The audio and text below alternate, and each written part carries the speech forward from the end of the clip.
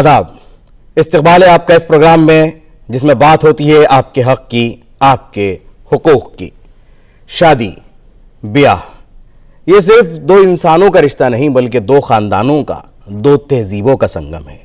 भारतीय समाज समेत दुनिया की हर तहजीब में शादी को एक मुक़द्दस रिश्ता माना गया है, लेकिन आज के दौर में शादियों का टूटना या तलाक एक संगीन मसला बनकर सामने आया है। और जब कोई शादी टूटती है तो सबसे अहम मसला आता है गुजारा भत्ते का। अदालतों में अक्सर देखा गया है कि महिलाएं ये चाहती हैं कि उन्हें ज़्यादा से ज़्यादा एलुमनी मिले, और दूसरी तरफ मर्द ये चाहते हैं कि किस तरह कम से कम दिया जाए या ना ही दिया जाए। ऐसे में जानना बहुत ज़रूरी हो जाता है कि गुजारा भत्ते के लिए हमारे मुल्क में क्या कानून है, क्या कंडीशंस हैं, वो कौन सी ख्वातीन हैं जिन्हें गुजारा भत्ता नहीं मिल सकता, और इसके ताल्लुक से क्या कुछ हमारी अदालतों ने अहम फैसले दिए हैं। आज की पेशकश में इस मौजू पर गुफ्तगू होगी, और अगर आपके मन में इससे मुताल्लिक कोई अहम सवाल है तो वो भी आप हमसे पूछ सकते हैं। हमारा टोल फ्री नंबर है 1800113060। आज के इस अहम मौजू पर गुफ्तगू करने के लिए हमारे साथ स्टूडियो में मौजूद हैं दो खास मेहमान। हमारे साथ हैं माहिर कानून नताशा तिवारी, और हमारी दूसरी खास मेहमान हैं एडवोकेट प्राची प्रताप। आप दोनों का आज की इस पेशकश में बहुत बहुत इस्तकबाल है। और सबसे पहले जब हम एलुमनी की बात करते हैं, गुजारा भत्ते की बात करते हैं, तो मैं जानना चाहूँगा कि ये हमारे मुल्क में जब हम इसकी बात कर रहे हैं तो प्राची जी वो कौन से कानून हैं जिनके तहत इसके लिए इजाज़त दी गई है, इसका प्रोविज़न किया गया है? तो एलिमनी, थैंक यू फर्स्ट यहाँ पे बुलाने के लिए। एलिमनी हमारे पास है हिंदू मैरिज एक्ट में, उसमें सेक्शन 24 का एप्लीकेशन लगता है जिसमें एलिमनी मिलती है। दूसरा है सीआरपीसी में 125 का एप्लीकेशन लगता था, क्योंकि बहुत से ऐसे अलग अलग रिलीजन्स के मैरिज एक्ट हैं जिसमें कि एलिमनी का प्रोविजन नहीं होता है।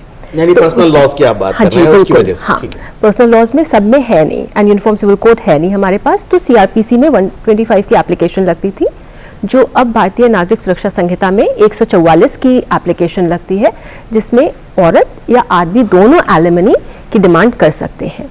वैसे ही स्पेशल मैरिज एक्ट है जो कि दो रिलीजन के, अलग रिलीजन के लोगों के बीच में हो या किसी इंडियन की फॉरेनर से शादी हो, तो उसमें भी एलिमनी का प्रोविजन दिया हुआ है। उसके अलावा जब डिवोर्स पेंडिंग है तो maintenance, interim maintenance, ad interim maintenance, ये 3 प्रोविजन भी दिए हुए हैं।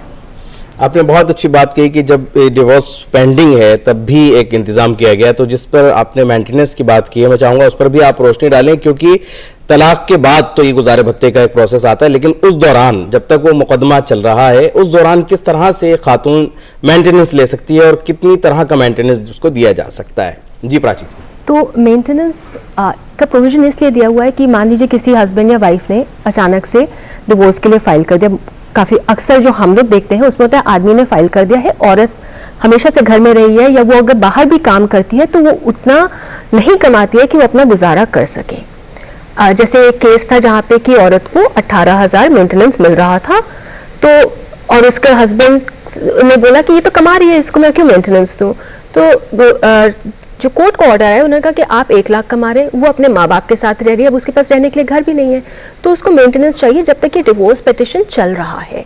और उसमें क्या होता है कि मेंटेनेंस पिटिशन को ऑर्डर आने में टाइम लगता है, तो आप तब तक इंटरिम मेंटेनेंस के लिए की डिमांड कर सकते हैं। इंटरिम मेंटेनेंस में भी टाइम लगता है उसके लिए, क्योंकि कुछ कभी कभी ऐसे उसमें पहलू आ जाते हैं जैसे कि अच्छा औरत कमा रही है तो उसको नहीं देना चाहिए, उसमें भी टाइम लग जाता है, तो आप एड इंटरिम मेंटेनेंस की डिमांड कर सकते हैं, क्योंकि जो आपका लीगल फीस है वो भी उससे कवर हो जाएगा, आपके रहने के खर्चे निकल आएंगे, अगर आप नौकरी नहीं कर रहे हैं तो उसका भी खर्चा निकल आएगा। इसलिए औरतों की सुरक्षा के लिए ये जोड़ा गया है प्रोविजन।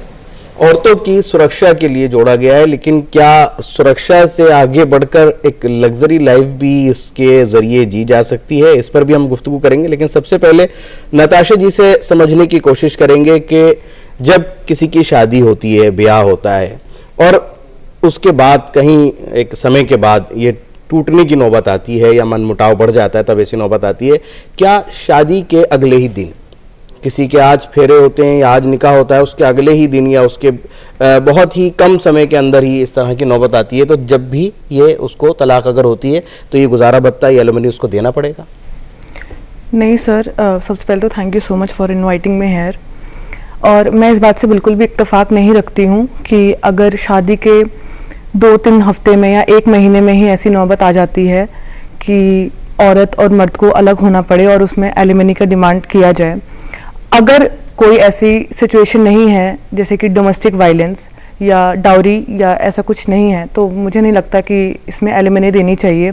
जब तक अगर औरत खुद से इतनी काबिल नहीं है कि वो खुद से कमा पाए या अपनी स्टैंडर्ड ऑफ लिविंग मेंटेन कर पाए, और अगर ऐसा है तो फिर एलिमनी नहीं देनी चाहिए, और अगर ऐसा नहीं है तो प्लीज़ हाँ एलिमनी देनी चाहिए फिर तो। जी, मैं प्राची जी से जानना चाहूँगा कि कितना अहम हो जाता है ये सभी महिलाओं के लिए जानना और समझना कि शादी के फ़ौरन बाद अगर कहीं कुछ इस तरह के मामलात बहुत तेज़ी से बिगड़ने लगते हैं या लड़की को ये लगता है कि कहीं वो गलत जगह पर फंस गई है या कुछ भी बात आती है जिसकी वजह से ये टूट की नौबत आ जाती है, तो ऐसे में क्या मामला रहता है प्राची जी? क्या वो जब अदालत की तरफ रुख करते हैं, चाहे वो, क्योंकि इस मामले में अक्सर डोमेस्टिक वायलेंस के भी इल्जामात लगते हैं और ये चीज़ें सामने आती हैं, तो क्या ऐसे में ये जो गुजारा भत्ता है, एलुमनी है, तब भी उसके लिए मुकर्रर किया जाएगा? हाँ, जो भी आप बोल रहे हैं गुजारा भत्ता, एलिमनी, वो तब भी मिलेगी, क्योंकि वो एक तरह से हमारे कानून में एक तरह से एक औरत का हक होता है। क्योंकि ये तो अब हो रहा है कि 1 हफ्ते बाद, 1 महीने बाद, 1 साल बाद शादियां नहीं चल रही हैं, मगर जब ये कानून लाए गए थे तब शादियां लंबे समय तक चल रही थी। उसका रीज़न ये होता था कि औरत कमाती नहीं थी, वो अपने हस्बैंड पे पूरी तरह से डिपेंडेंट होती थी। इसलिए ये कानून लाया गया था, क्योंकि ऐसे ऐसे जजमेंट भी हमें देखने को मिलेंगे जहाँ पे कि औरत ने काम नहीं किया, वो कर सकती थी, उसका बच्चा भी मेजर हो गया, फिर भी उसको एलिमनी इसलिए दी जा रही है कि उसने वो 18 साल अपने बच्चे को पालने में जो खर्च किया है, उतने समय में वो भी अपना करियर सेट कर सकती थी। तो वो एक तरह से हाउसवाइफ की इनकम को कैलकुलेट करते हैं, इसलिए एलिमनी दी जाती है। एंड मैं ये मानती हूँ कि बहुत बार, मैक्सिमम केसेस में, 90% केसेस में औरतों का हक होता है। हाँ, 10% ऐसे केसेस होते हैं जहाँ पे वो उनको नहीं लेना चाहिए, क्योंकि शायद उनकी इनकम इस पैरिटी पे होती है या उनको बच्चे का खर्च नहीं चलाना हो रहा होता है। कल ही हमने एक केस किया था बॉम्बे में जिसमें ये ऑर्डर आया था कि वो बच्चे का खर्चा नहीं चला पा रही थी, तो उसने अपने हस्बैंड को बोला, अच्छा आप मुझे पैसा नहीं दे रहे तो आप बच्चों को अपने पास रख लीजिए, और कोर्ट ऑर्डर से बच्चों को उनके पास दे दिया गया था, क्योंकि वो उतना खर्चा बीवी को नहीं देना चाह रहे थे। कितना जेंडर न्यूट्रल है हमारे यहाँ कानून? नताशा जी से जानना चाहूंगा, क्या सिर्फ वाइफ जो है उसी को ही गुजारा भत्ता मिलेगा, या जो शादी जब टूट रही है तो उस हस्बैंड को भी कुछ वाइफ की तरफ से मिल सकता है, क्योंकि दोनों ही एक रिश्ते में हैं और दोनों की संपत्ति जो है वो भी, और उसके अलावा जो कमाई है उसके अंदर किस तरह से मिल सकता है? कितना जेंडर न्यूट्रल है कानून? नहीं, हमारे इंडियन लॉज बहुत ही ज़्यादा जेंडर न्यूट्रल हैं, और वो लॉज ही क्या या वो जस्टिस ही क्या जो जेंडर न्यूट्रल ना हो। जैसे कि सीआरपीसी की बात करते हैं, सीआरपीसी जो सेक्शन 125 था या जो अब बीएनएसएस 144 हो गया है, वो सेकुलर और जेंडर न्यूट्रल लॉ है, जहाँ पे ईदर ऑफ द स्पाउस, वो हस्बैंड हो या वाइफ हो, अगर कोई भी उनमें से ऐसे अपने आप को स्टैंडर्ड ऑफ लिविंग या नीड्स, अपने बेसिक नीड्स नहीं कंप्लीट कर पा रहा है, तो वो या हस्बैंड भी वाइफ को दे सकता है एलिमनी, या वाइफ भी हस्बैंड को दे सकती है एलिमनी। ऐसे बहुत ज़्यादा फेमस केसेस हैं जो जिसमें कोर्ट ने बोला है कि वाइफ को हस्बैंड को एलिमनी देनी है। यानी जो वाइफ है उसको भी देनी पड़ सकती है, लेकिन किन फैक्टर्स को तय किया गया है? प्राची जी से जानना चाहूँगा कि वो क्या क्या बुनियादें हैं, क्या क्या फैक्टर्स हैं जिनकी बुनियाद पर एलिमनी को डिसाइड किया जाता है?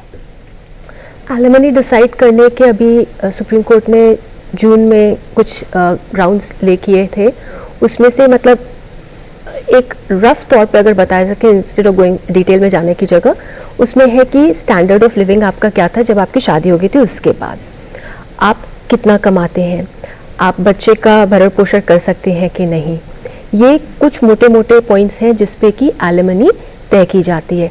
आपका हस्बैंड कितना कमाते हैं, मान लीजिए आपके पास एजुकेशनल क्वालिफिकेशन है मगर आपने बहुत समय से काम नहीं किया है, तो ये एक बड़ी बड़ी चीज़ें जो देखी जाती हैं एलिमनी के लिए। और उसके बाद बहुत सी छोटी छोटी चीज़ें होती हैं जो हर केस के बेसिस पे हैं, तो कभी भी ये हम नहीं कह सकते कि ऐसा हुआ तो सारे में ही ऐसा होगा, बिल्कुल नहीं होता। हर केस यूनिक रहेगा, उसमें जो सिचुएशन होगी हस्बैंड वाइफ की, उसके बेसिस पे ही एलिमनी गुजारा भत्ता डिसाइड होता है। नताशा जी, कितना अहम है जो आपने बात कही और प्राची ने भी कही कि जेंडर न्यूट्रल है हमारे कानून, लेकिन हम अपनी अदालतों में अगर हम केसेस की बात करें तो अक्सर महिलाएं ये चाहती हैं कि उन्हें ज़्यादा से ज़्यादा मिले, और ऐसे मामलात के अंदर कानून किस तरह से राह दिखाता है, क्योंकि एक मर्द के साथ भी इंसाफ होना बहुत ज़रूरी है। तो कहीं क्या इसका गलत इस्तेमाल होता हुआ भी नज़र आ रहा है? जी हाँ सर, बिल्कुल गलत होते हुए दिखाई दे रहा है। 70-30 का प्रोपोर्शन देखने को मिलता है कि जहाँ पे 70% महिलाएं ऐसी हैं जिन्हें रियल लाइफ में उनको एलिमनी की ज़रूरत है, क्योंकि वो अपना पालन पोषण, अपने बच्चे का पालन पोषण नहीं कर पाती हैं। लेकिन 30% ऐसी औरतें भी हैं जो एज अ लॉटरी की तरह यूज़ करती हैं एलिमनी को, ताकि वो आदमी से ज़्यादा चीज़ें ले सकें, जो कि बिल्कुल गलत है।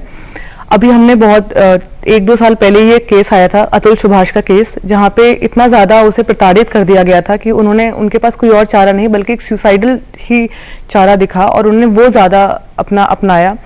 तो आजकल के लेकिन कानून है उनके लिए भी। हाँ, ऐसा नहीं था कि कानून के रास्ते उनके लिए बंद हो गए थे। मैं प्राची जी से भी चाहूंगा इस पर वो रोशनी डालें, क्योंकि अगर कोई इस तरह का कोई कदम उठाता है हताश होकर के, हार करके, तो ऐसा नहीं है। कानून के रास्ते हैं और वो कानून के जरिए इन तमाम चीजों से जीत भी सकते हैं, इंसाफ हासिल कर सकते हैं। जी प्राची। बिल्कुल, कानून के रास्ते हैं और वो सिंपल है कि अगर आपको एक उस पे आपको ट्रायल कोर्ट में आपको मिला है कि अच्छा आपको इतना गुजारा भत्ता देना है, आप उसको तुरंत अपील में चाहिए नेक्स्ट कोर्ट में, क्योंकि हमारे पास सुप्रीम कोर्ट तक जाने का रास्ता है, दे रखा। और अगर आप वकील नहीं कर सकते तो आप लीगल एड से जाइए। हर तरह से हमें इस तरह से सक्षम किया गया, आदमी हो या औरत हो, कि आप अपने राइट्स के लिए लड़ सकते हैं, वो भले वो एलिमनी हो या कोई और राइट हो।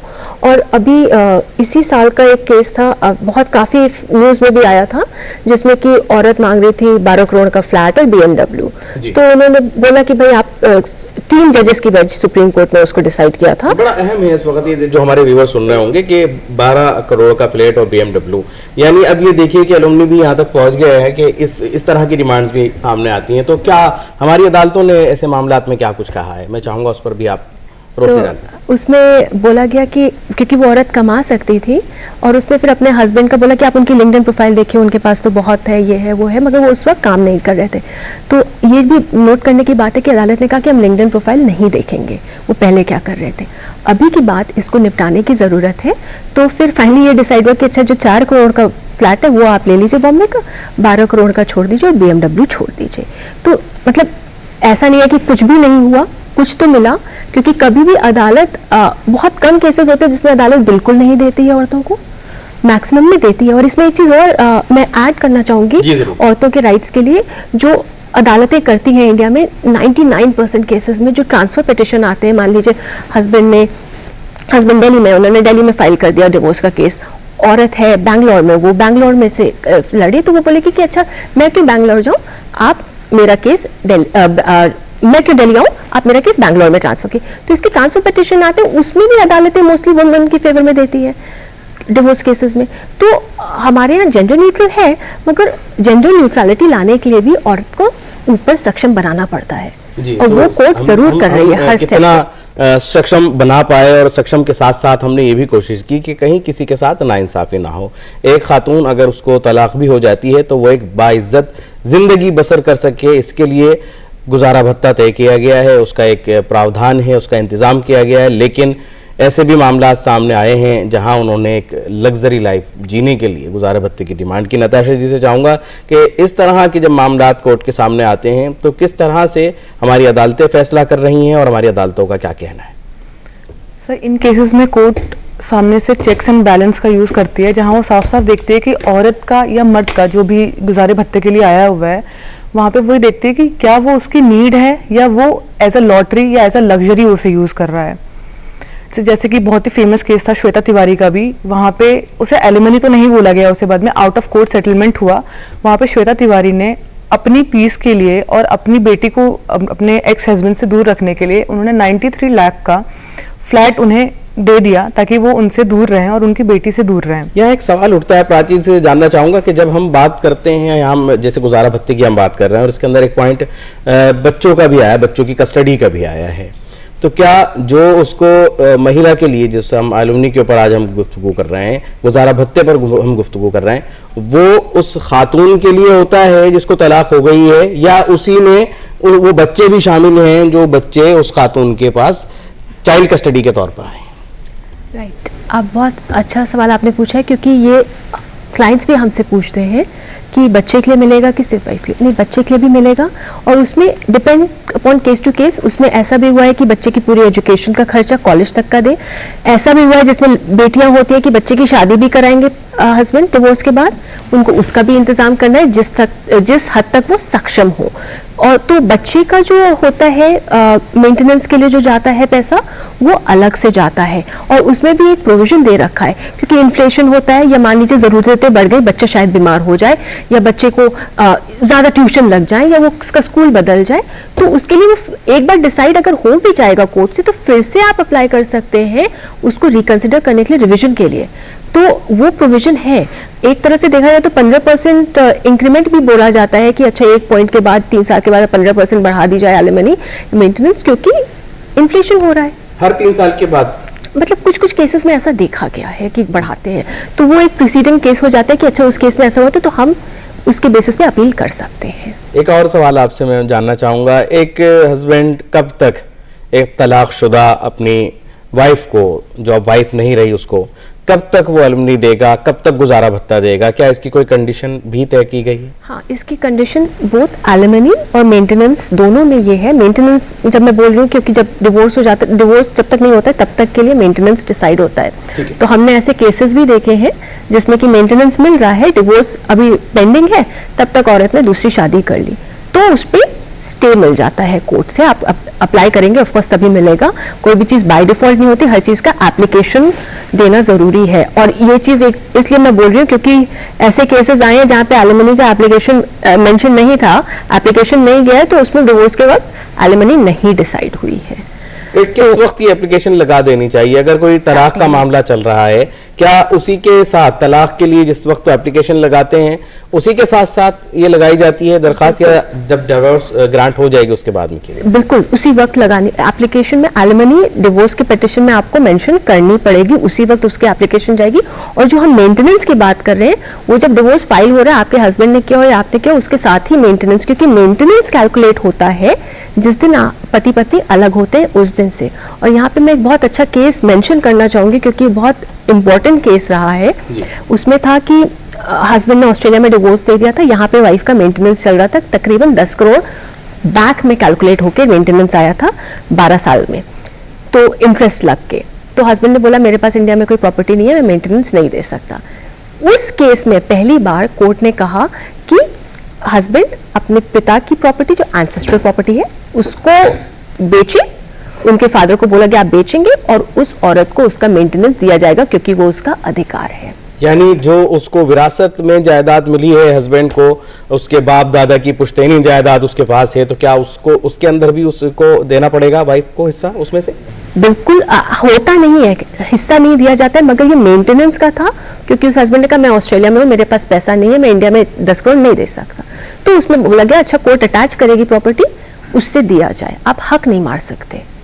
यानी प्रॉपर्टी को भी अटैच किया जा सकता है। ये एक एग्जांपल सेट हुआ है इसके अंदर कि इस तरह के भी केसेस आएंगे जहां अगर उसका कुछ भी नहीं है तब भी वहां पर हम उसको इस तरह से ले सकते हैं। लेकिन नताशा जी, अगर कोई पुरुष ये कहे कि जी मेरी नौकरी छूट गई है, मैं कुछ नहीं कमाता हूं, मेरे पास कुछ नहीं है, और दूसरी तरफ महिला जो है वो चाहती है कि उसे गुजारा भत्ता मिले, तलाक की नौबत आ चुकी है पहले ही, ऐसे में कानून क्या कहता है? ऐसे में सर कानून वही कहता है जो प्राची मैम ने अभी जैसे रूबरू कराया उस केस के बारे में, ऑस्ट्रेलिया में जहाँ पे हस्बैंड था और वाइफ इंडिया में थी, तो वहाँ पे एंसेस्ट्रल प्रॉपर्टी में भी एंसेस्ट्रल प्रॉपर्टी से ही वो एलिमनी ग्रांट की गई वाइफ को। तो जितनी मेरी जानकारी है वो इससे भी ग्रांट की जा सकती है। अगर जायदाद भी ना हो, कमा भी नहीं रहा हो, ऐसे में क्या करे? किसी किराए के मकान में वो लोग रह रहे थे, अब ऐसे हालात में क्या प्रोविजन है? मैं चाहूंगा ये तमाम बारीक बातें वो ख्वातीन जान सकें, क्योंकि इस तरह के मामला अदालतों में आते हैं, आदमी कहता है मेरी कोई कमाई नहीं है। बहुत से केसेस, और इनफैक्ट आजकल देखा गया है कि जैसे ही डिवोर्स फाइल करते हैं हस्बैंड, वो पहले से डिसाइड कर लेते हैं कि मुझे नौकरी छोड़ देनी है, कि ये दिखा सकूं कि मैं कमा नहीं रहा हूँ, मेरे पास इनकम नहीं है। यानी ये भी प्लान्ड वे में होता है। राइट, ये भी बहुत प्लान्ड वे में। इनफैक्ट मैं अभी 2 केसेस बताती हूँ जल्दी। एक जजमेंट था, उसमें कहा गया है, कोर्ट ने कहा है कि अगर हस्बैंड कमा नहीं रहा है तो लेबर की नौकरी करे, कमाए और बीवी को एलिमनी दे, क्योंकि ये एक पैटर्न तो सेट नहीं कर सकते, वरना हर इंसान ही नौकरी छोड़ के बैठ जाएगा। दूसरा, मेरे जानने में एक केस है जिसको अभी फाइनल नहीं हुआ है, तो मगर नाम नहीं लूँगी इसलिए, मगर बता दे रही हूँ कि उसमें जो औरत है वो यूएस में है, इंडियन ओरिजिन की, इंडियन पासपोर्ट है उनका। उनको कैंसर था, उनके हस्बैंड ने छोड़ दिया, वो इंडिया आ गए अपनी नौकरी छोड़ के, और यहाँ पे उन्होंने डिवोर्स फाइल कर दिया और बोला मैं तो कमा नहीं रहा हूँ, मैं मेंटेनेंस नहीं दे सकता हूँ। तो उस पर फिर अभी पेंडिंग है, मगर उसमें इंटरी मेंटेनेंस लग गया है, क्योंकि कोर्ट का भी यही रुख है कि आपने तो जान के नौकरी छोड़ी, वो बेचारी कैंसर से पीड़ित है, उस बच्चे को भी वो देख रही है, और आप यहाँ पे आके केस फाइल कर देते हैं डिवोर्स का। तो हर तरह से ये चालाकियाँ नहीं चलती हैं, क्योंकि अब कोर्ट भी आपके पूरे आईटी स्टेटमेंट मांगेगी, बैंक स्टेटमेंट मांगेगी, आपकी क्या हैसियत है मांगेगी, औरत आदमी दोनों की। तो जो बहुत से आदमी ऐसे होते हैं जो चालाकी में अपनी प्रॉपर्टी अपने माँ बाप के नाम पे कर देते हैं, आई एम सॉरी टू से, वैसे लैंग्वेज बोलना नहीं चाहिए, मगर ऐसा होता है कि वो चालाकी में प्रॉपर्टी किसी और के नाम पे कर देंगे, तो वो ट्रांजैक्शन भी देखे जाते हैं कि वो कहाँ से पैसा गया उस प्रॉपर्टी का। जी, लेकिन यहाँ चलिए, जब आपने कहा कि अगर कुछ नहीं भी करता तब भी उसे कुछ ना कुछ करना होगा, कितने जब वो कमाएगा, नताशा जी, कोई भी इंसान, कोई भी मर्द अगर कुछ कमा रहा है और इस तरह से उसको एक एलुमनी देना है अपनी वाइफ को, कितने % का कुछ क्राइटेरिया अगर हम समझना चाहें कि उसको अपनी कमाई का इतना % उस वाइफ को जिसको उसने छोड़ दिया उसे देना होगा? Sir, as per my knowledge, जो मैंने अभी रिसेंट केस पढ़ा था वो छत्तीसगढ़ हाई कोर्ट 2025 का था, जहाँ पे हाई कोर्ट ने साफ साफ बोला था कि अपनी सैलरी का 25% आदमी को एज अ एलिमनी / मेंटेनेंस आपको वुमेन को देना ही पड़ेगा। और जैसे कि मैम ने बोला कि अगर हर 3 साल में या 4 साल में जैसे भी इन्फ्लेशन होती है वैसे वैसे इंक्रीज होता है, तो मेरी जानकारी में तो यही है, 25% का 25% लगभग मान करके चलें। लेकिन ये अदालत के पास इख्तियार है कि उसको कम ज्यादा किया जा सकता है। प्राची जी से जानना चाहूंगा कि अदालत के पास इख्तियार। दूसरा, एक इसी के साथ एक अहम सवाल में दोबारा जोड़ रहा हूं कि अगर वो अपनी सैलरी का 20 या 25% वो दे रहा है और उसके साथ फिर बच्चे भी हैं उनमें, तो क्या ये % बढ़ जाएगा या इसी % के अंदर उस महिला को बच्चों के साथ गुजारा करना होगा? नहीं, फिर औरत का % अलग जाएगा, बच्चे की जो खर्चे हैं उसका % अलग जाएगा। तो यूजुअली होता है, हम लोग ये जानते हैं कि 20% मिनिमम पे तो कोर्ट मान ही जाती है, मगर उसके लिए भी हम लोग पूरे चार्ट्स कैलकुलेट करते हैं। जैसे बच्चे का है तो उसमें हम लोग स्कूल की फीस, यूनिफॉर्म का, अगर औरत काम भी कर रही है तो वो घर में किसको रखेगी बच्चे को देखने के लिए, ये सारी चीज़ें लिखी जाती हैं, ये सारे खर्चे आपको। और इनफैक्ट जब आप वकील को फीस दे रहे हैं तो प्लीज़ उसको भी कैश मत दीजिए, उसको भी आप चेक से दीजिए। अगर आप खुद नहीं दे सकते तो माँ बाप से या किसी से उधार लेके दीजिए, वो भी तो आप दिखाएंगे कि मैंने खर्चा किया है। तो ऐसे हालात में जरूरी है कि उस महिला को फ्री लीगल एड की तरफ जो है वो भेजा जाए, क्योंकि हमारे मुल्क में इंतज़ाम है ख्वातीन के लिए और बुजुर्गों के लिए, ज़रूरतमंद अफराद के लिए, कि उनको फ्री लीगल एड का भी हमने एक सहारा दिया है ताकि वो अदालतों में आकर बआसानी इंसाफ हासिल कर सकें और ख़र्चे से बच सकें। यहाँ रुकते हैं एक छोटे से वक्फे के लिए। ब्रेक के बाद आज के इस मौजू पर बातचीत का सिलसिला यूं ही जारी रहेगा।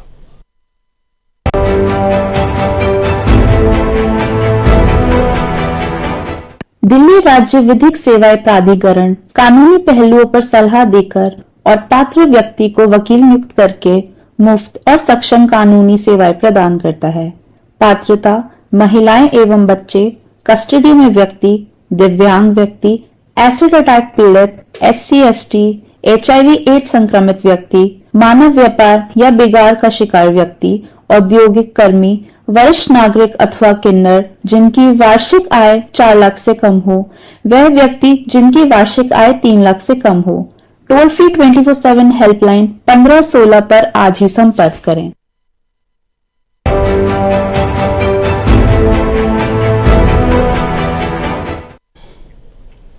ब्रेक के बाद एक बार फिर आपका इस्तकबाल इस प्रोग्राम है जिसका नाम है अपना मुल्क अपना आइन। आज हम बात कर रहे हैं गुजारा भत्ते की। जब शादी का रिश्ता टूट जाता है तो उसके बाद खातून को ज़रूरत होती है उस रकम की जिसके तहत वो अपनी ज़िंदगी का गुजर बसर कर सके, एक बाइज़्ज़त ज़िंदगी जी सके, और उसी के लिए उसके लिए एलुमनी तय किया जाता है। और अदालतों में अक्सर ऐसा देखा गया है कि बहुत ज़्यादा डिमांड की जाती है ख़वातीन की तरफ से। तो ऐसे हालात में किस तरह अदालतें जज करती हैं और तय करती हैं। इस सवाल के साथ मैं प्राची जी के पास जाना चाहूंगा एक मरतबा कि जब ख्वातीन की तरफ से बहुत बड़ी बड़ी सैलरी के बारे में बताया जाता है कि उनका हस्बैंड जो है वो बहुत ज़्यादा कमाता है, उसकी बहुत ज़्यादा प्रॉपर्टी है, इसको किस तरह से प्रूव करना भी ज़रूरी होता है और अदालतें किस तरह इस पर देखा जाए तो फैसला लेती हैं? ये प्रूफ करने के लिए कि हस्बैंड के पास क्या है क्या नहीं है, उसके लिए भी कोर्ट ऑर्डर चाहिए। कोर्ट में आप जब पिटिशन है आपका, उसमें आप एक एप्लीकेशन लगाएं जिसमें कोर्ट मांगेगी दोनों तरफ के ब्यूरो कि दोनों की इनकम क्या है, income tax statement, asset statement. और जब आप कोर्ट में एफिडेविट के साथ जो बंदा सबमिट करता है तो यूजुअली झूठ नहीं बोलता है, मगर ऐसे भी होते हैं जहाँ पे लोग झूठ बोलते हैं।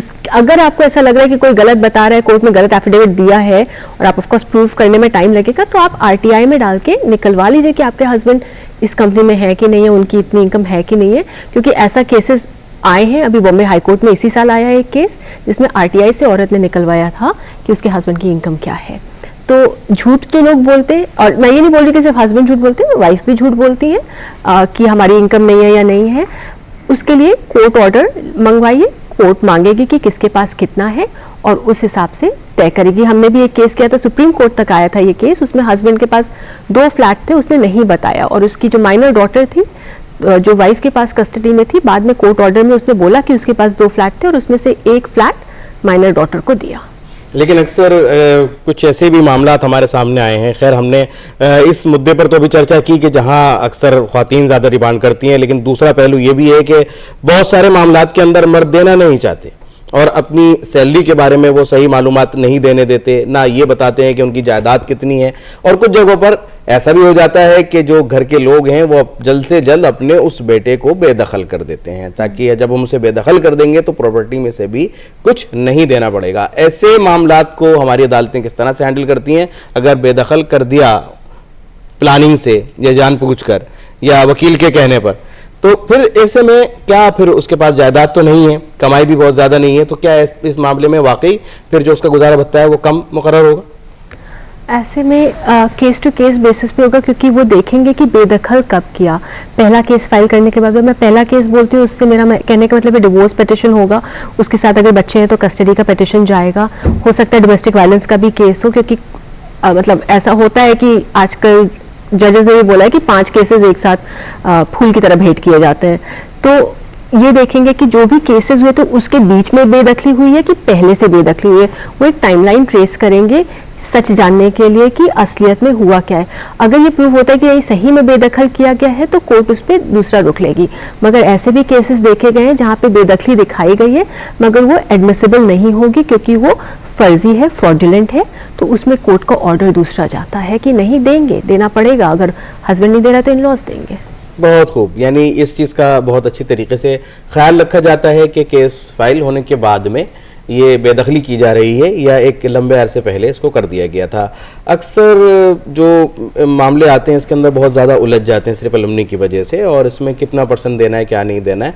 इसी वजह से आज के इस प्रोग्राम में हम इन तमाम मौज़ूआत पर गुफ्तगू कर रहे हैं। नताशा जी से भी हम समझने की कोशिश करेंगे कि शादी के वक्त एक खातून एक अच्छी लाइफ स्टार्ट करती हैं और दोनों की एक अच्छी लाइफ चल रही है, तो क्या उस लाइफ को अगर शादी का रिश्ता टूट जाता है उसके बाद भी उसको वहीं उस स्टैंडर्ड को रखा जाए, इतना एलुमनी तय किया जाए उसका, या फिर उससे फिर कम पर उसको आना होगा? क्योंकि एक बहुत अहम हो जाता है उसके लिए कि उन्होंने एक अच्छी लाइफ की शुरुआत की, एक बेहतर ज़िंदगी की तरफ वो जा रहे थे, और अब जब वो गुजारा भत्ते की बात करती है तो एक बहुत कम कीमत के अंदर, बहुत कम पैसों में, बहुत कम गुजारा भत्ते में उसको वहाँ पर वो लाने की कोशिश की जाती है अदालतों में।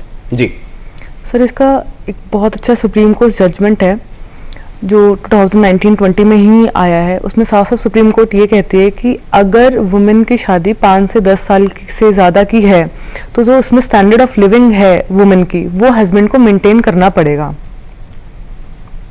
अच्छा, वो हस्बैंड को मेंटेन करना है। और वो एक सवाल यहाँ ये भी आता है कि किन महिलाओं को नहीं मिलेगा? ठीक है, वो वाइफ उसकी रही हैं, डाइवोर्स हो गया है, लेकिन किन ख्वातीन को ये गुजारा भत्ता नहीं मिलेगा? मैं चाहूँगा उस पर भी नताशा जी रोशनी डालें। सर, इसमें एलिमनी देने के लिए 3 एसेंशियल कंडीशंस हैं कि जहाँ पे आपको एलिमनी वुमेन को नहीं देनी है। पहली ये कि अगर वुमेन काफ़ी सेल्फ डिपेंडेंट है, जिसमें इसका मतलब ये नहीं है कि उनके पास डिग्री है या कुछ भी है। सेल्फ डिपेंडेंट का मतलब यहाँ पे है कि करंटली वो वर्किंग हैं और इतना कमाती हैं कि वो अपने बेसिक नीड को और अपने स्टैंडर्ड ऑफ लिविंग को मेंटेन कर सकें। दूसरी चीज़ कि वुमेन को डिवोर्स प्रूवन अडल्ट्री के चार्जेस पे नहीं मिला हुआ है। अडल्ट्री के चार्जेस वुमेन पे नहीं होने चाहिए, तो उनको एलिमनी नहीं मिलेगा। तीसरा, अगर वुमेन ये शायद आप ज्यादा लेकिन प्राची से एक चीज और मैं इनके नताशा जी के सेकंड पॉइंट पर ही मैं चाहूंगा पहले प्राची जी से कि जब हम अडल्ट्री की बात करते हैं तो क्या वो ये इल्ज़ाम लगा करके कोई भी शख्स के अडल्ट्री का मसला है या मैंने इनको इस तरह से देखा है, क्या इतने ही मामले के ऊपर जो है वो बच सकता है एलुमनी से? नहीं, अडल्ट्री प्रूफ करनी पड़ेगी, वो ट्रायल में प्रूफ करनी पड़ेगी कि अडल्ट्री है असली में कि नहीं। एंड हमने ऐसे भी केसेस देखे हैं जहाँ पे असली में शादी होगी, शादी की फोटो भी लगाई गई है, मगर उसको ये बोल दिया गया है कि नहीं ये तो बस एक रोका टाइप की सेरेमनी थी एलिमनी लेने के लिए।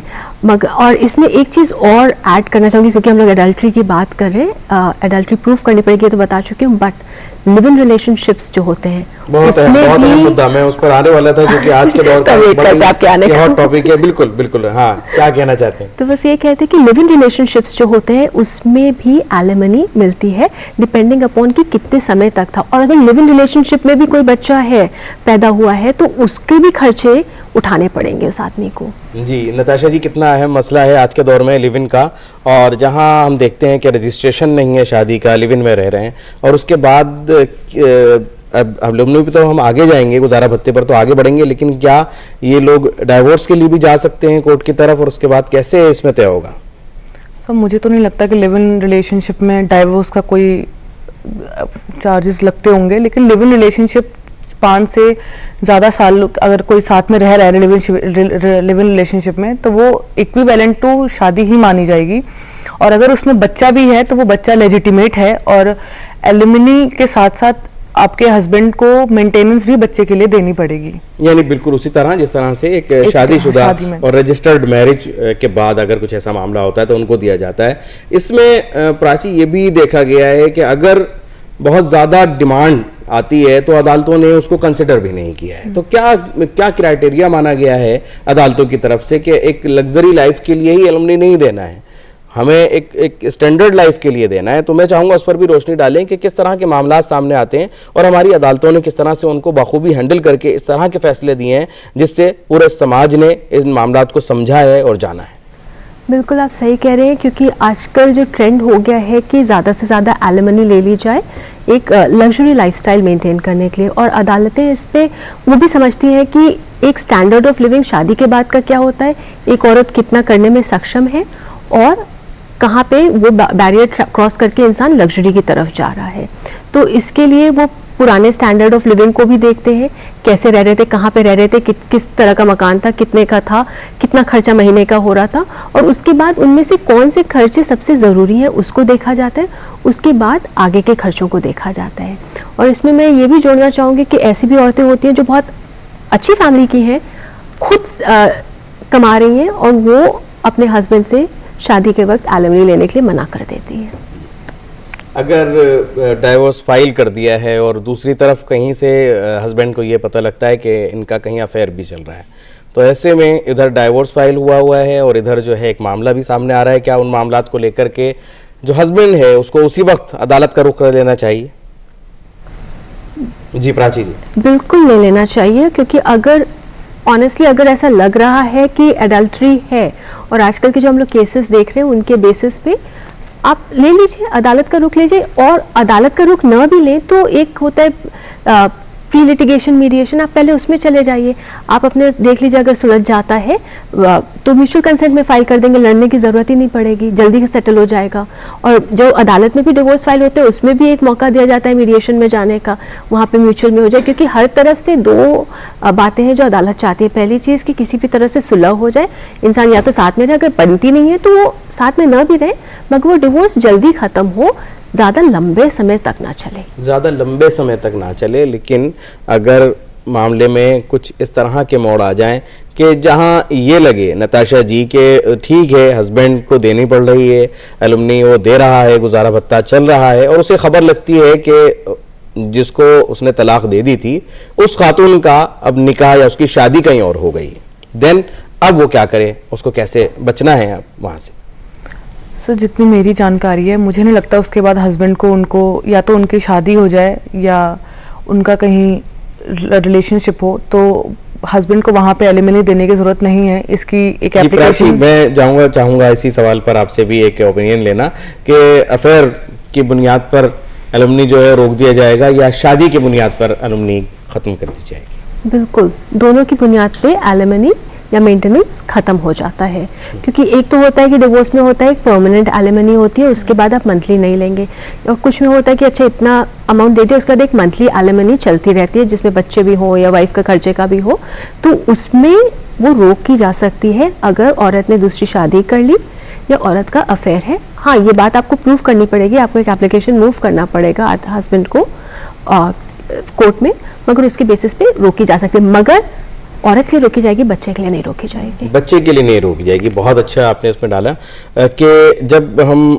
बात करते हैं एलुमनी की तो इस तरह के मामलात के अंदर उसे रोका जाने का पूरा इंतजाम है, लेकिन बच्चे के लिए नहीं रुकेगी क्योंकि उसकी कोई गलती नहीं है और वो बच्चे जो हैं वो दोनों के ही हैं और वो जिम्मेदारी अगर फादर के ऊपर गई है तो फादर की तरफ से वो सिलसिला उसकी तालीम का और उसके बड़े होने तक वो जारी रहेगा, उसको नहीं रोक सकते हैं। लेकिन अगर कहीं इस तरह के मामलात सामने आते हैं कि हस्बैंड ने तय कर दिया देना और उसके चंद महीने के बाद उसने वो एलुमनी देना बंद कर दिया, अब वाइफ को परेशानी हो रही है, बच्चों को भी परेशानी हो रही है, ऐसे में प्राची कहाँ जाए वो खातून, क्या करें? तुरंत अगर हस्बैंड ने एलिमनी देना किसी भी रीज़न से बंद कर दिया, तुरंत आप एप्लीकेशन मूव करेंगे कोर्ट में, जिसमें है उसमें रिवीजन पिटिशन डाल सकते हैं, हाई कोर्ट में जा सकते हैं आप वरना अपील में कि मेरे हस्बैंड ने रोक दिया है मुझे एलिमनी देना, और उसके बाद जिस तारीख से उन्होंने रोका है तब से यूजुअली ऑर्डर आता है और उस पर इंटरेस्ट लगता है और वो आपको मिलता है, क्योंकि वो जब तक डिवोर्स फाइनल नहीं मेंटेनेंस की बात कर रही हूँ, उसके बाद अगर एलिमनी भी देना रोका है तो उसको भी जिस तारीख से रोका है उस पर भी इंटरेस्ट रख के दिया जाएगा, क्योंकि वो तो कोर्ट ने डिसाइड कर रखा है, तो वो कंटेम्प्ट ऑफ कोर्ट हो गया अगर एलिमनी नहीं दे रहा है। यानी यहाँ कंटेम्प्ट ऑफ कोर्ट का भी, अदालत की अवमानना का मामला भी जो है वो आप पर शुरू हो जाएगा, तो इससे आपको बचना होगा। अगर ख्वातीन एलुमनी का गलत इस्तेमाल कर रही है और ये चीज़ प्रूव हो जाती है, ये चीज़ साबित हो जाती है, हस्बैंड इस चीज़ के प्रूफ लेकर, इसके सबूत लेकर के अदालत की तरफ आता है और वो ये कहता है अदालत में कि मेरी तरफ से जो गुजारा भत्ता दिया जा रहा है उसका गलत इस्तेमाल हो रहा है, तो क्या इसका असर प्राची जी जो माँ के पास बच्चे हैं उस कस्टडी पर भी पड़ेगा? बिल्कुल, अगर हस्बैंड किसी भी तरफ से प्रूफ कर सकता है कि जो मैंने एलिमनी दी है मेरी वाइफ उसको ठीक से नहीं यूज़ कर रही है, मेरे बच्चों की परवरिश ठीक से नहीं हो रही है, उनकी पढ़ाई ठीक से नहीं हो रही है, या जो भी वो कर रही है उससे उन बच्चों पे गलत असर जाएगा, तो एक रिवीजन पिटिशन डाल सकते हैं। उसके बेसिस पे रिकंसिडर होगा कि बच्चा को एलिमनी कितनी दी जाएगी, बच्चा किसके पास रहेगा, सारी चीज़ें फिर से खुल सकती हैं। ये सारी चीज़ें फिर से खुल सकती हैं। नताशा जी, ये हमारी अदालतों ने कितना साफ और वाज़ेह कर दिया एलुमनी के मामले में, मैं चाहूँगा आप उस पर भी रोशनी डालें कि हमारी अदालतों ने किस तरह से ये क्लैरिटी दी है इस मामले में कि कितना दिया जाएगा, किसे नहीं दिया जाएगा, और आज के समय में ये जानना और समझना आज के युवाओं के लिए, आज के नौजवानों के लिए कितना ज़रूरी है? आजकल के युवाओं के लिए तो बहुत ही ज़्यादा ज़रूरी है, क्योंकि कुछ लोग, जैसे कि हमने अभी लिव इन रिलेशनशिप की बात करी, कुछ लोग लिव इन रिलेशनशिप में आने के बाद 5 से 6 साल रिलेशनशिप में रहने के बाद, चाहे वो औरतें हों चाहे वो आदमी हों, उस रिश्ते का गलत फ़ायदा उठाते हैं और आदमी भी एलिमनी मांगते हैं, औरतें भी एलिमनी मांगती हैं, और उसमें का जो बच्चा है वो बच्चा पिस जाता है। उसमें आदमी को बच्चे के लिए तो एलिमनी देनी ही पड़ती है, लेकिन जो औरत उसका गलत फ़ायदा उठा रही होती है वो उस चीज़ को कभी मानती ही नहीं है कोर्ट के सामने कि मैंने उस चीज़ का गलत फ़ायदा उठाया है। उस चीज़ पे अगर प्राची जी ज़्यादा रोशनी डालें तो। मैं प्राची जी से तो मैं एक अहम मुद्दे पर भी मैं चाहूँगा इस प्रोग्राम के आखिरी हिस्से में वो रोशनी डालें, क्योंकि बच्चों पर इसका गलत असर ना पड़े इसके लिए अदालतों ने प्रायोरिटी दी है कि जहाँ चाइल्ड वेलफेयर की बात होती है तो सबसे पहले यही देखा जाता है, कस्टडी में भी यही देखी जाती है कि बच्चे का वेलफेयर कहाँ ज़्यादा है, माँ के पास या बाप के पास, तो वहाँ भी ये देखा जाता है और इसी तरह एलुमनी के अंदर भी ये देखा जाता है कि हम किस तरह से बच्चे की परवरिश एक अच्छा नशोनुमा उसे दे सकते हैं। लेकिन अगर हम अपने कवानीन को दूसरे ममालिक के मुकाबले में कंपेयर करें तो प्राची जी से जानना चाहूँगा कि दूसरे ममालिक के अंदर किस तरह के एलुमनी का इंतज़ाम किया गया है, अगर हम कंपेयर करते हैं कि किस तरह से वहाँ सहूलत ज़्यादा है या हमारे कवानीन जो हैं आज भी दूसरे ममालिक के मामले में आज भी बेहतर साबित है? मुझे पर्सनली लगता है कि इंडिया बेटर है, क्योंकि हमारे यहाँ जो जस्टिस है वो बहुत फेयर है, जो सच है जो झूठ है उसको अलग अलग करके दिया जाता है। यूएस वगैरह में हम देखते हैं जो केसेस करते हैं वहाँ पे 50-50 हो जाते हैं एसेट, जो भी शादी के बाद घर से लेके जितने भी एसेट है 50% वाइफ 50% हस्बैंड को होगा। मगर इसमें भी एक बात बोलना चाहूँगी, मैं ऐसे बहुत बहुत बहुत केसेस देखती हूँ करती हूँ जिसमें कि जो इंडियन कपल है जो बाहर है उन्होंने बाहर डिवोर्स ले लिया, उसके बाद उसमें वाइफ वापस इंडिया में आके फिर से डिवोर्स शुरू कर देती है, वहां से भी पैसा ले ले, यहाँ पे फिर से मेंटेनेंस एलिमनी की एप्लीकेशन लग जाती है। तो ऐसे केसेस में क्या होता है, अगर चाहे हस्बैंड यूएस में रह रहा है और वो वहाँ पर एलिमनी दे चुका है, फिर उसकी जायदाद जो थी जो भी कुछ उसकी थी प्रॉपर्टी और पैसा वो आधा आधा डिवाइड वहाँ पर हो चुका है, और ऐसे में वो महिला यहाँ आकर के दावा करती है, तो पुरुष के लिए क्या इंतज़ाम है, वो यहाँ की अदालत में किस तरह से अपने आप को डिफेंड कर सकता है? उसके लिए क्या होता है कि अगर वहाँ पे डिवोर्स हो गया है, फाइनल हो गया है, एसेट भी 50-50 डिवाइड हो गया, आपको मिल गया पैसा, और यहाँ पे औरत आके फिर से केस डाल देती है, भले वो यूएस में या यूके या कहीं पे भी रह के केस डाल रही है, तो वो केस ऑफ कोर्स एडमिट होता है, क्योंकि बाहर की डिवोर्स डिक्री सारी कंट्रीज की वैलिड नहीं होती है इंडिया में, तो वो फिर से शुरू होगा, मेंटेनेंस फिर से शुरू होगा, डिवोर्स का पूरा पिटिशन फिर से होगा, और वो जो डिवोर्स डिक्री बाहर की है उसको सिर्फ एक एविडेंशियरी वैल्यू में लगाया जाता है कि वो एक साक्ष्य है, उसके ज्यादा कुछ नहीं है, वो डिक्री नहीं मानी जाएगी। फिर उस हस्बैंड को यहाँ पे फिर से कंटेस्ट करना पड़ता है पूरा केस, और अगर म्यूचुअल में चला जाए तो जल्दी निपट जाता है, वरना वो फिर से शुरू होता है। राजी जी, हाँ एक कॉल ले लेते हैं। कॉलर हमारे साथ जुड़ गए इस वक्त अपने सवाल के साथ। हेलो, अपना मुल्क अपना आइन में आपका स्वागत है, क्या सवाल पूछना चाहते हैं? हेलो, क्या सवाल पूछना चाहते हैं? अपना मुल्क अपना आइन की आज की इस पेशकश में हम आपका स्वागत करते हैं। क्या सवाल है, किससे पूछना चाहते हैं? जी, आपको मेरी आवाज मिल रही है? हेलो हेलो, मुझे लगता है किसी टेक्निकल। जी, सवाल पूछें। अगर वाइफ डाइवर्स लेना चाहती है और हस्बैंड वाइफ दोनों का वाइफ की क्या हस्बैंड कैसे मिल सकती है? जी, सवाल दोबारा पूछें प्लीज। मेरा सवाल ये था कि हस्बैंड वाइफ दोनों जॉब में है और वाइफ अच्छी पोस्ट पे है, उसको अच्छी सैलरी मिलती है, और वाइफ अगर डाइवर्स का केस लेना चाहती है तो क्या हस्बैंड को एलिमनी मिल सकती है? जी, मुझे लगता है कि बहुत क्लियर हो गया अब ये सवाल कि दोनों ही जॉब में हैं, और दोनों की जॉब के साथ उन्होंने ये भी बता दिया कि वाइफ जो है वो अच्छी जॉब में है, तो ऐसे में अगर डाइवोर्स होता है तो क्या वो हस्बैंड एलिमनी के लिए डिमांड कर सकते हैं? प्राची, बिल्कुल, ऐसे में हस्बैंड एलिमनी के लिए डिमांड कर सकते हैं। ऐसे केसेस हैं जहाँ पे औरतें ज्यादा कमा रही हैं तो उसमें हस्बैंड एलिमनी लेते हैं, मगर इसमें कुछ चीजें और अदालत पूछेगी आपसे कि वो रह किसके घर में रही हैं।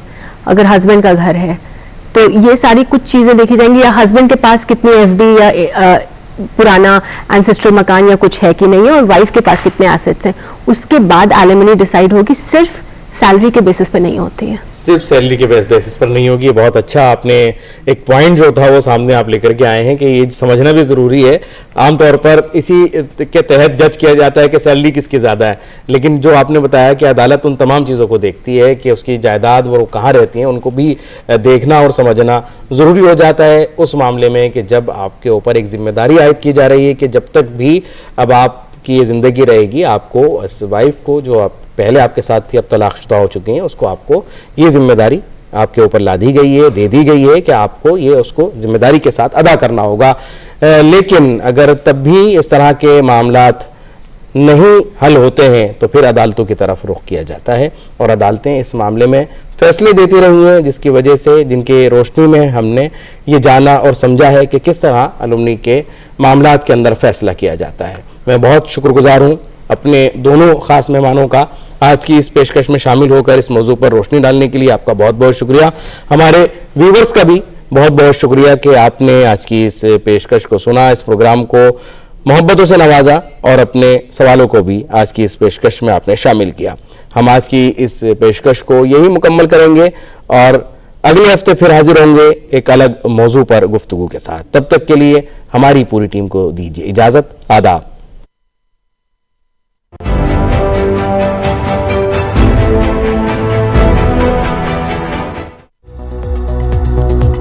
हिंदुस्तान में बच्चों और नौउम्रों से मजदूरी करवाने पर पाबंदी के कवानीन। BNS 2023 के दफात, चाइल्ड लेबर एक्ट 1986, फैक्ट्रियों, खतरनाक कामों में 14 साल से कम उम्र बच्चों के काम पर पाबंदी लगाता है। कानून 14 से 18 की उम्र के अफराद को सिर्फ गैर खतरनाक काम की इजाजत देता है। लेबर एक्ट के तहत नाबालिगों को बारूदी, सुरंगे, धमाका खेज मवाद और बंधुआ मजदूरी जैसे खतरनाक काम करने पर पाबंदी लगाता है। BNS 2023 के तहत किसी को भी मजदूरी के लिए मजबूर करने को जुर्म करार देता है। BNS सेक्शन 146 के तहत जबरी मुशक्कत के लिए 1 साल तक कैद, जुर्माना या दोनों। चाइल्ड लेबर एक्ट और BNS मुजरिमों के खिलाफ मुकदमा चलाने के लिए एक साथ इस्तेमाल किए जाते हैं।